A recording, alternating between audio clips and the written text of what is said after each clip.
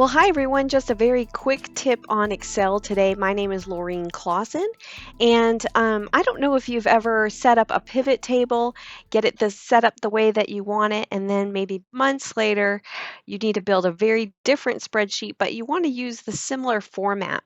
So, what I want to talk about is recycling those pivot tables and utilizing them in other spreadsheets. So, I have a pivot table here, and it actually looks like a pretty small one. And while it looks small, it's analyzing over 3,000 rows of data.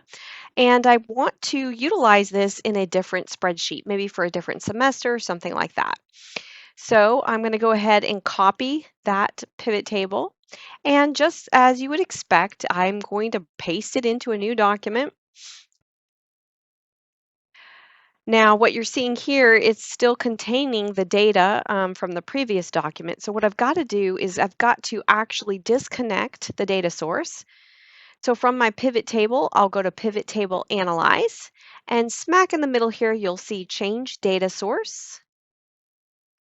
I want to go ahead and delete the current data source, and then I'm going to select the tab where the data lives, and let me go grab all that data.